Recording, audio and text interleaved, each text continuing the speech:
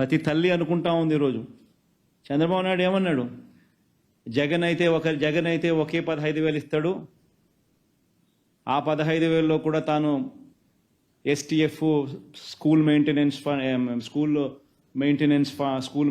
కోసము, వాళ్ళ పిల్లలు వెళ్ళే బాత్రూమ్ మెయింటెనెన్స్ కోసము 1,000 రూపాయలు దీనికి 1,000 రూపాయలు దానికి కట్ చేస్తున్నాడు.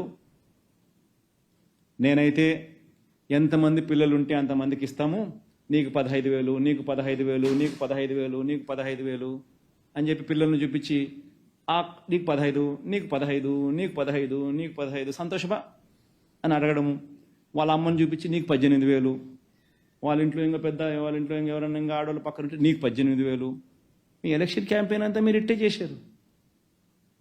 ఈరోజు ఆ తల్లులందరూ అడుగుతూ ఉన్నారు. 2 నెలలు అయిపోయింది మీ ప్రభుత్వం వచ్చి, మా పిల్లలు బడులకు పోవడం మొదలుపెట్టారు. జగన్ ఉండింటే కనీసం మాకు 15,000 అన్నా వచ్చేది.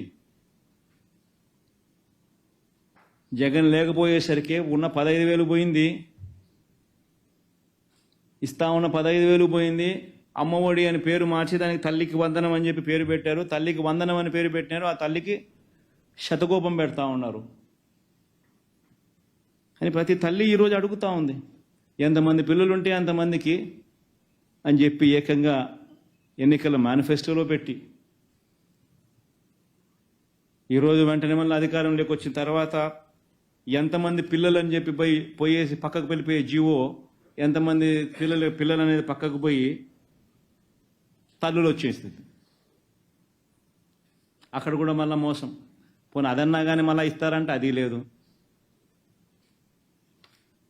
43 లక్షల మంది తల్లులకు ఎదురు చూస్తా, 40 లక్షల మంది రాష్ట్రంలో 43 లక్షల మంది తల్లులకు వైఎస్ఆర్సీపీ ఇస్తే 84 లక్షల మంది పిల్లలకు మేలు జరుగుతా ఉంది.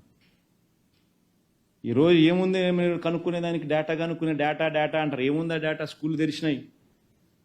స్కూల్లో ఎంతమంది చదువుతూ ఉన్నారో గ్రామ సచివాలయంలో 10 మంది పిల్లలు అక్కడే ఉండరు. ప్రతి 2,000 జనాభాకు గ్రామ సచివాలయం ఉంది. ఎంతమంది స్కూళ్ళల్లో అడ్మిషన్లు పొందినారు, ఎంతమంది స్కూళ్ళలో చదువుతున్నారు అనేది తెలీదా?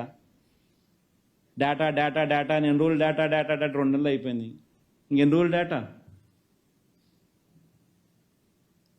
43 లక్షల మంది తల్లులు, 84 లక్షల మంది పిల్లలు, ఇది డేటా. 84 లక్షల మంది ఇంటూ 15,000, అది నీ డేటా నువ్వు వేయాల్సింది. తల్లులు ఎదురు చూస్తూ ఉన్నారు, ఇంతవరకు ఇవ్వాల. జగనే ఉంటే ఈ పాటికి వచ్చి ఉండేదని ప్రతి తల్లి మాట్లాడుతూ ఉంది ఈరోజు. ఇప్పటికే ప్రజలంతా కూడా, ఇప్పటికే రైతన్నలందరూ కూడా ఇవాళ ఇప్పటికే మాట్లాడుకుంటా ఉన్నారు, జగనే ఉంటే అని. జగనే ఉంటే ఖరీఫ్ మొదలయ్యే నాటికి జూన్ మాసంలో క్రమం తప్పకుండా రైతు భరోసా డబ్బు జగనే ఉంటే బటన్ నొక్కుండేవాడు, జగనే ఉంటే వచ్చి ఉండేది ఈ పాటికని. ఈయనేమన్నాడు? జగన్ ఉంటే మీకు 13,500, నేను 20,000 ఇస్తా అన్నాడు.